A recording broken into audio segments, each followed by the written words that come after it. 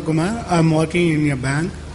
I understood many Hinduism now only because most of the Hindus doesn't know what Vedas is. But do you agree all Vedas scriptures and Vedas chapters, everything, is it correct? Then some section of the people in Hindu only learning that Vedas. Not many Hindus are learning, they are not allowed to learn. But those religion leaders also not practicing the same what Vedas says. Is it correct? Then why they are doing like that? Please answer me. Thank you. That's a good question. The first question was, do I believe with everything what the Vedas say? Point number 2, the Vedas, only a selected few Hindus, learned people, they read, others are prevented from reading. Why? Point number 1, do I believe in everything of the Veda? If you analyze, Allah says in the Quran in Surah Ra'd, chapter number 13, verse number 38, Allah says that we have sent a revelation in every age. لِكُلِّ أَجْلٍ كِتَاب. In every age we have sent a revelation. By name, only 4 are mentioned in the Quran: Torah, Zabur, Injil and the Quran. The Quran is the last and final revelation of Allah subhanahu wa ta'ala, which was revealed to the last and final messenger, Prophet Muhammad sallallahu alaihi wasallam. Now, there's the person who asked me in Bombay also, that can I consider Veda to be the word of God? Do I consider Veda totally to be correct? See, by name, only 4 are mentioned: Torah, Zabur, Injil and Quran. But there were many books revealed by Allah subhanahu wa ta'ala. Now regarding Veda, can I consider it the word of God? Since Veda is not mentioned by name in the Quran or in any authentic hadith, I cannot say for sure that it is the word of God. I can say maybe it is, maybe not. But even if Veda was the word of God, it was meant for those people and for that time. Today, we have to follow the last and final revelation, that is the glorious Quran, for the whole of humankind. Regarding your question, do I believe everything in the Veda? Allah says in the Quran in Surah Baqarah, chapter number 2, verse number 79, فَوَيْلٌ لِلَّذِينَ يَكْتُبُونَ الْكِتَابَ بِأَيْدِيهِمْ ثُمَّ يَقُولُونَ هَذَا مِنْ عِنْدِ اللَّهِ لِيَشْتَرُوا بِهِ ثَمَنًا قَلِيلًا فَوَيْلٌ لَهُم مِّمَّا كَتَبَتْ أَيْدِيهِمْ وَوَيْلٌ لَهُم مِّمَّا يَكْسِبُونَ. Woe to those who write the book with their own hands and then say this from Allah, to traffic with it for a miserable price. Woe to those for what they earn, woe to those for what they write. Now we realize that all the previous scriptures of Almighty God, by the passage of time, they have got corrupted. They have been changed. Today we don't have the Injil in the pure form. The Bible that we have, it is not the Injil which was revealed to Isa alayhi salam. They have changed in passage of time. So even if Veda was the word of God today, it has not maintained its pure form. And all the Hindu scholars, they agree.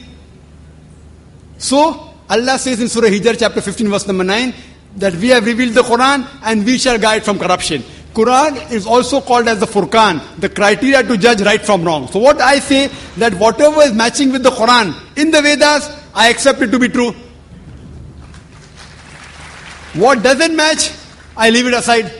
Because Veda hasn't maintained its pure form according to the Hindu scholars. So what I say, whatever matches with Quran, I say I've got no objection. This part may be the word of God. But I don't agree everything of the Vedas. There are many unscientific points in the Veda. I can give a talk on that, which I don't intend giving. I can give hundreds of unscientific things mentioned in the Vedas. So what I say, that this is the Furqan, the criteria. You check with this. If it matches with this, we agree it to be that part as to be true. Hope that answers the question. Do we have a question from the sister's side? Do we have a non-Muslim sister who has a question? Good evening, everybody. I'm Aarti. I'm an engineering student. I believe that most religions are just a set of beliefs. Hinduism is a belief.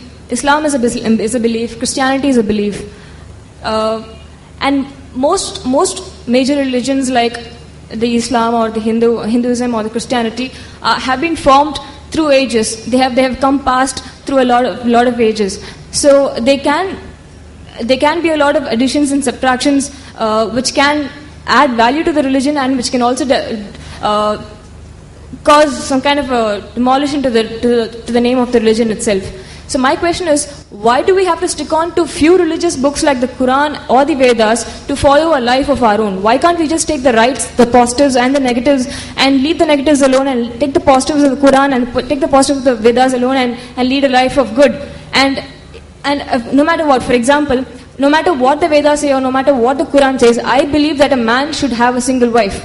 And I would definitely I would definitely not agree upon the fact that the Vedas contain something like that or the Quran contains something like that. It is up to my conscience to leave off the negatives of however great a religious book might be and take the positives of the book alone. And why are we here to even discuss about why are we here to even discuss about the differences and similarities between the two great religions? Why can't we just take the positives of both religions and just lead a life of our own?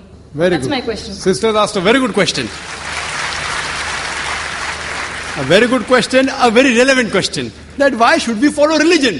Why Hinduism, why Islam, why Christianity? Why not follow the good things of all? And that's it. Finish. Who will decide what is good, what is bad?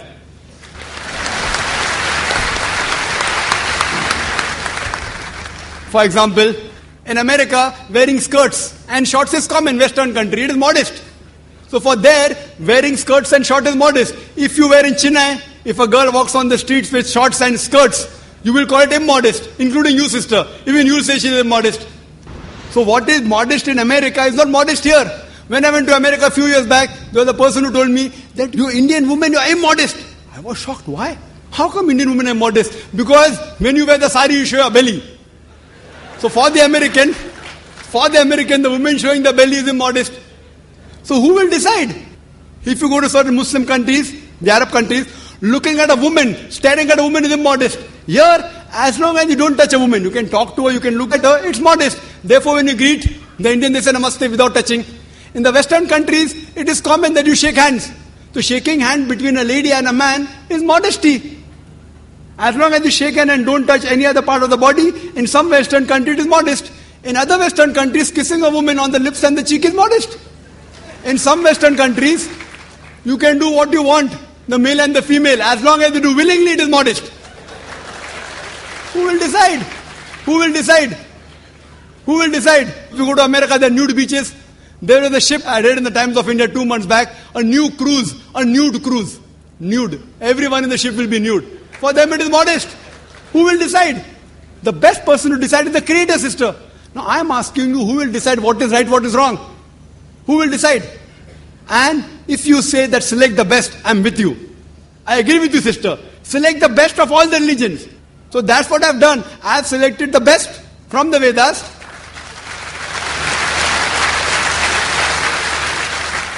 But what is best is not best for you. That's the problem. I'll discuss that also. I challenge any human being to point out a single principle of Islam which is against humanity as a whole. Single.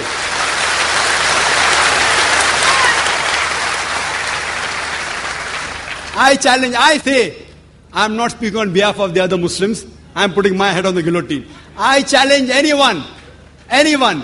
Yes, they may be non-Muslim, may think certain thing is wrong. For example, the sister disagrees with the man having more than one wife. I'll discuss that, inshallah. After I give you the answer, you'll be convinced, inshallah, God willing. You'll be convinced. For example, if you ask a problem, 2 plus 2 is how much? If you don't know the answer, I'll give you the answer. Now, once you know the answer, you get convinced. So what do you have to discuss, sister? The things which you don't agree, you can come on the microphone and tell me, I am just a student. I'll try my level best with Allah's help to try and reply. Now, though the Vedas say you can marry more than one wife, the Christian Bible says, the Quran says. Now, you don't believe in all of them, no problem. Let's talk about logic. Sister, do you know, by nature, male and female are born in equal proportion? By nature, male and female are born in equal proportion. But if you ask any pediatrician, a doctor of the children, he will tell you that the female child can fight the germs and diseases better than the male child. So in the pediatric age itself, there are more male children dying as compared to female children. So in pediatric age itself, there are more females than the males. As life goes on, death due to cigarette smoking, death due to alcoholism, death due to accident, death due to war, more male are dying as compared to female. So today in the world, there are millions of women more in the world as compared to male. Only in some countries, third world countries like India, the female population is less than the male population. You know why? Because of female infanticide. According to a BBC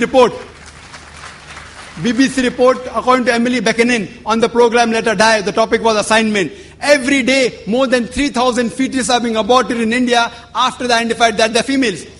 That means more than 1 million fetuses are being aborted in India Every year, after they identified the females, if you stop this evil practice, and according to Tamil Nadu government hospital report, this state of yours, that report says, out of 10 females born alive, 4 are put to death.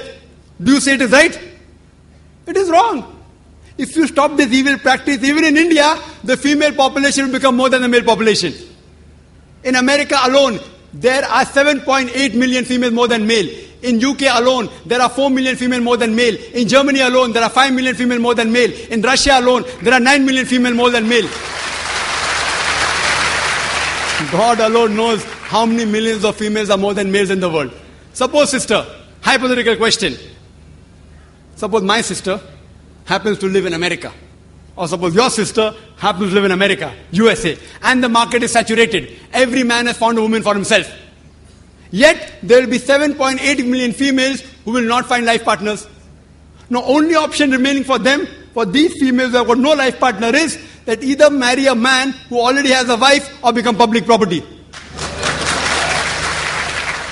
You may say, public property? Brother Zakir, such a harsh word. Sister, it is the most sophisticated word I can use. I cannot use a better word. In America, on average, the statistics tell us a person has 8 different sexual partners before you settle down with one. Mistresses is common. You can have 10, 20, 30, no problem. 100 also. The law will not say anything. If you marry more than one wife, that thing doesn't go down their throat. Why? In mistresses, the woman does not get a right. She is degraded. She is dishonored. In Islam, when you have a second wife, you have to give equal rights. She has the honor. She has respect. But I do agree with you, sister. I agree with you that no woman under normal circumstances would like to share a husband with any other woman. I agree with you. I agree with you, sister. But the basic law of the Islamic Sharia is, let a small loss take place to prevent a big loss. Means let a small loss take place to prevent a big loss. So all the Muslim women who know that there are millions of women, if they would not allow their husband to have more than one wife, they will become public property. They say, we would not mind sharing a husband to prevent our other sisters to become public property. Hope that answers the question.